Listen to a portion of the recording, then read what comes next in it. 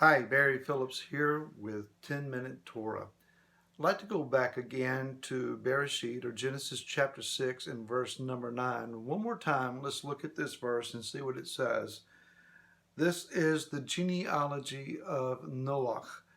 In the Hebrew, that simply reads Ele Tolot Noah, Toldot being the word for generations or legacy, or the life experiences or the happenings of an individual.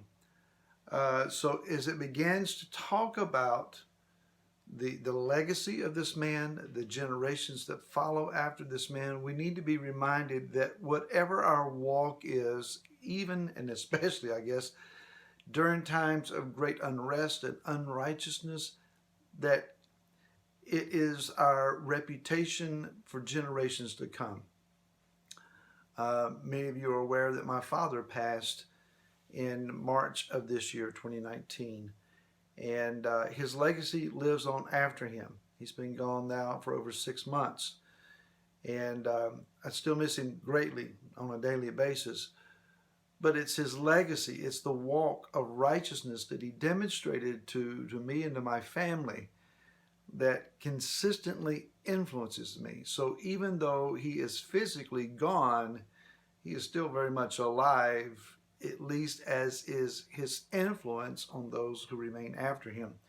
Then this verse continues on and says, Noach was a righteous man, perfect in his generations. The Hebrew here is Noach ish tzaddik tamim. He is called a tzaddik.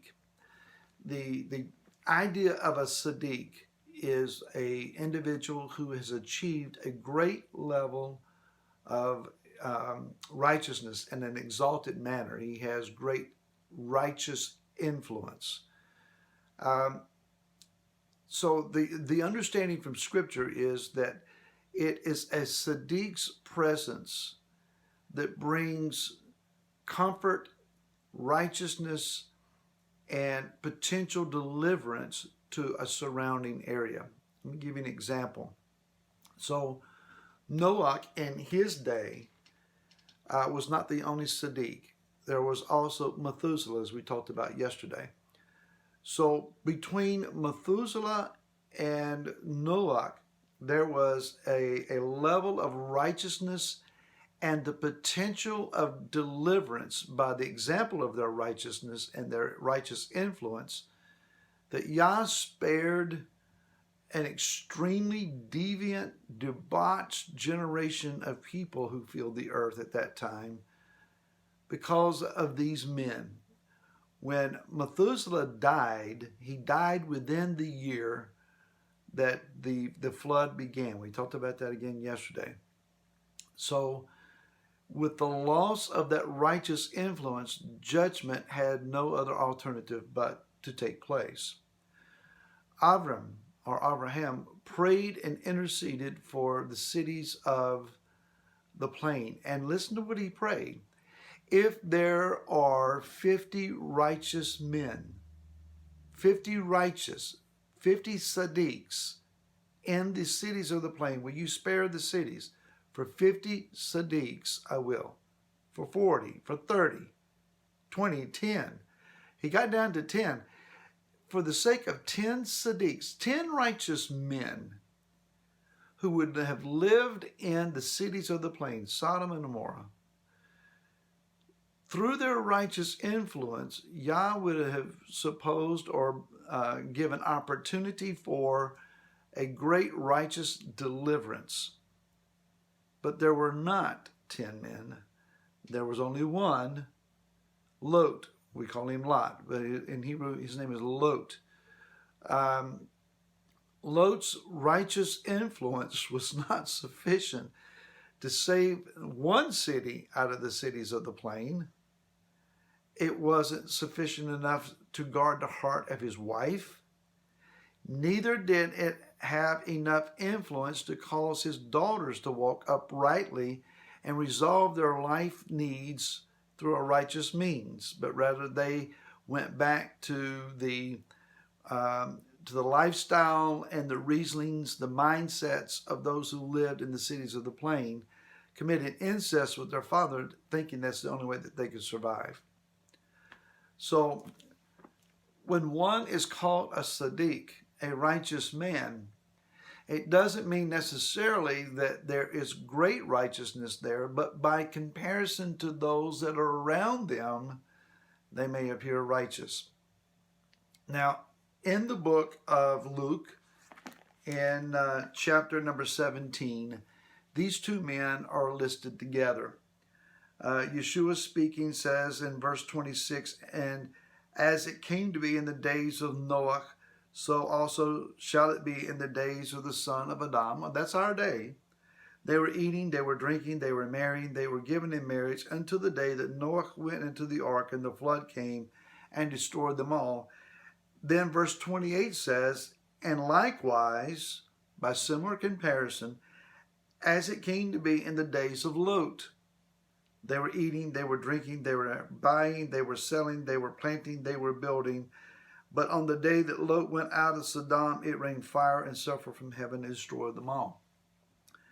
There is a second witness to this that is found in 2 Peter, or 2 Kepha, if you will, and in chapter number 2. Verse 4 says, "For if Elohim did not spare the messengers who sinned, but sent them into Tartarus, and delivered them to chains and darkness to be kept for judgment, and did not spare the world of old, but preserved Noach." Here it says that he is a proclaimer of righteousness, and 7 others bringing in the flood on the world of the wicked. And then in verse 6, "And having reduced to ashes the cities of Sodom and Gomorrah, condemned them to destruction, having made them an example to those who were afterward would live wickedly." And verse 7, notice this by comparison, "And rescued righteous Lot," a tzaddik, "who was oppressed with the indecent behavior of the lawless." 2 tzaddiks, 2 righteous men. One, the whole world in Noach's day had entered into a state of depravity and delusion, deception. They were in gross darkness, and he was a proclaimer of righteousness. Now, how long did he do that? Some argue it was 120 years. Others say it had to be 100 years. We know from back in Bereshit chapter 5, the last verse, that Noach was 500 years old when his sons were born. At least when they began to be born. He was 600 years old when the flood came. So at least one of his sons was 100 years old when the flood came. The promise in chapter 6 is in verse 18 that Yah would establish his covenant with you, and you shall come into the ark, you and your sons and your wife and your sons' wives with you. When the command to build the ark was given to Noach, there was an understanding of his sons being old enough to be of marriageable age. 20 years old, 30, 40, 50. Yaakov was 40 years old, 40 years old when he got married, 60 years old when his sons were born. So let's just assume at least 40 years. So maybe for 60 years to 100 years, somewhere in there, Noach was a proclaimer of righteousness to a generation who refused to hear. But he remained faithful to do what he was called to do. Lot, on the other hand, more than sticking out as Noach did, he blended in. Became a participant. He was found by the messengers that were sent to destroy the city as sitting in the gate. That is, that he was perhaps a judge in the city. The men mocked him for his supposed acceptance among them. So I guess the question for us is, are we sticking out or blending in? What level of influence does our righteousness and our righteous walk have on those that are around us? Does it matter that they laugh at us? Does it matter that they reject our lifestyle? Are we willing to put up with the struggles of trying to get off work for the feast days or for Shabbat? Do they really understand? Do we really care? Noach called out righteousness to a generation that did not receive him. Lot doesn't seem to be our preacher at all. Which one are you? Again, tomorrow we'll pick up on this theme and we'll talk more. To then, shalom.